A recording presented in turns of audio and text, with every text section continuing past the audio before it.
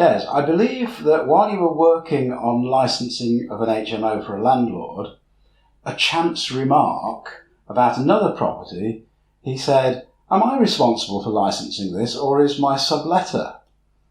And this was on the 30th of September, about 8 hours before the licensing deadline for the new legislation.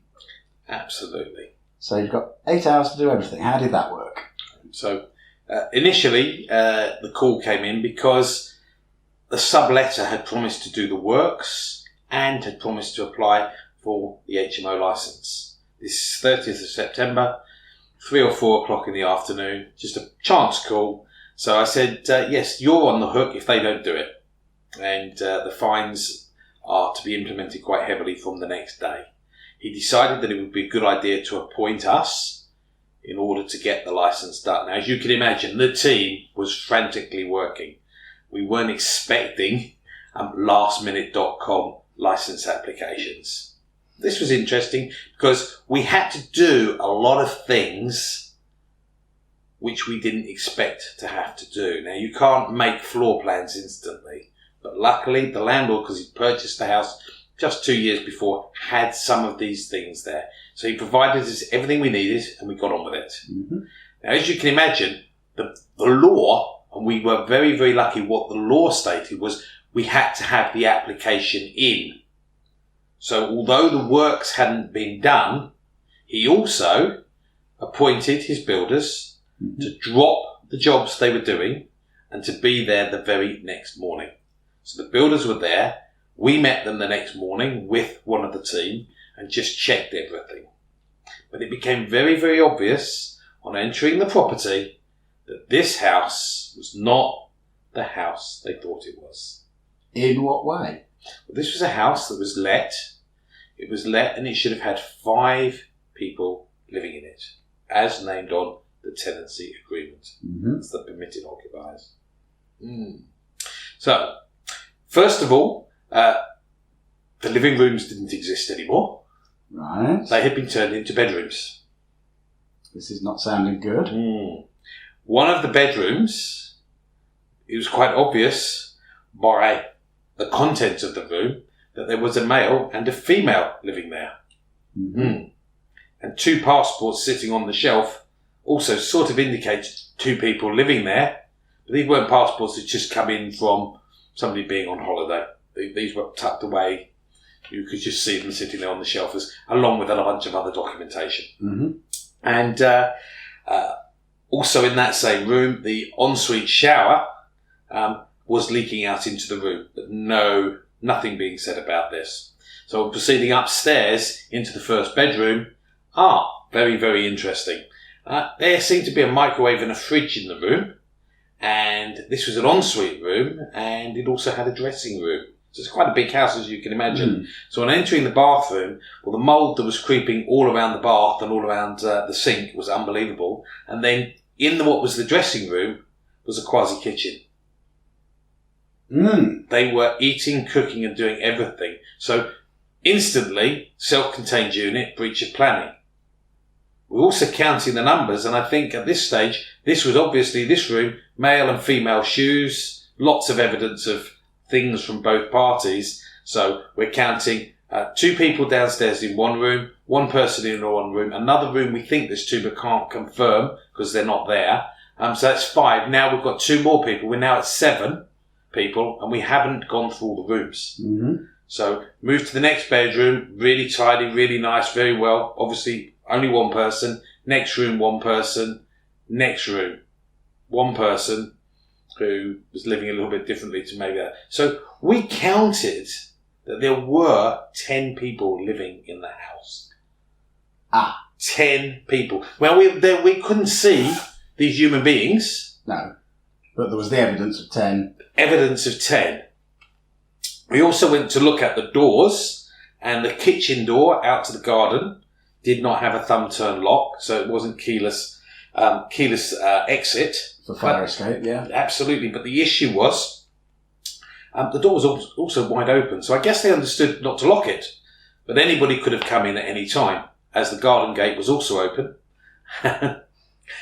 In the kitchen there was no splashback on the cooker, There was no fire blanket, no firefighting equipment, no heat alarm. That's not going to get a licence anytime soon then. No. There needed to be new, proper, interlinked smoke alarms throughout the property. The doors needed to be fire doors. And all of this, the landlord had to spend the money because the subletter who promised to do it wasn't doing it, because this property, although they were subletting and trying to make a profit, the only way they could make a profit, because the numbers didn't stack up, was to overcrowd it. Not good, not the sort of thing we want. And really, I was quite distressed that the letting agent had allowed this to happen on the basis of what was going on. So, really to take immediate action, started to talk directly to the subletter on behalf of the landlord, and began to explain to them, because they were then called to the house and we confirmed everything, and one of the occupants confirmed, that we met on that day, confirmed there were about 10 people living in this property. Okay, that's a big house. It did have a couple of en-suites. It did have toilets and things. So there were, I'm sure at some stage you could have probably got planning permission for 7 or 8 people, but there were 10 people in there, and it wasn't a good environment. So the works were being done. The landlord was getting that done, really having to ride roughshed over the subletter. But working with the subletter, we said, look, you need to get these people out. It was like being a United Nations hostage negotiator, because they didn't believe they were doing anything wrong. They kept believing that, well, what was such a big deal? Now, I'm sorry to say, it was a very, very big deal for our client. Our client is somebody who works in a regulated industry in the financial centre of London. This could have destroyed their career. And these people took it like, oh, so what?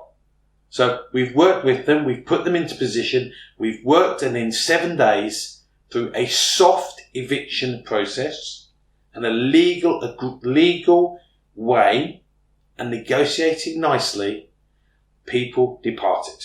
And because of that, the property is now legal in planning and environmental health. A licence has been applied for and approved. Everything that needs to be done in the property, from early warning fire detection, through to fire doors, through to all of the things that are needed with regard to environmental health, has been done, and a licence has been approved and issued. That's the sort of work we do. It's an end-to-end service for landlords, whether he is in trouble, whether he's not in trouble and wondering what he needs to do, or if he's in a situation he doesn't know what to do.